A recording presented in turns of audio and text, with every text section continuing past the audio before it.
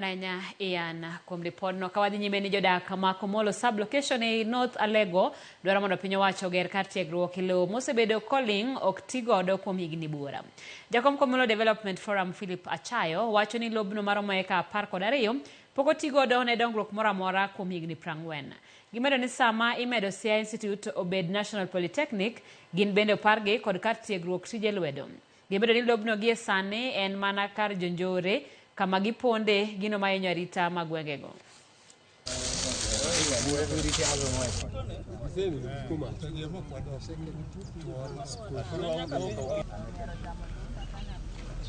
Jogweng nenu bet piny kuwuoyo to gi chunygi oneno ni ka oger gie college madiere midhok sungu luongo ni TVET. To gineno TVET ni biro konyogi yo machielo, biro miyo nyithindgi puonjruok. Wang'eyo ni area ma wantie ni boda osebedo mang'eny to ji opong'e to nyithindo onge kod skills. Koro nyithindwa gi kobiro ka bodo puonj tiegruok to gibiro yudo tijegi, gibiro loso tijegi giwegi.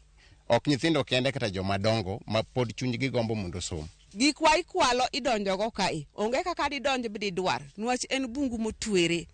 Omiyo kwan ka maendeleo dibed kato dwa bed mamor. Kata kwa pidho rabuondwa ka maendeleo nitie wanyalo yudo pesa moloyo mondo wayud shida kakae. En na county government ma pod ok wadonje to be wadhi donje. Wase rwako kata tero kwayowa.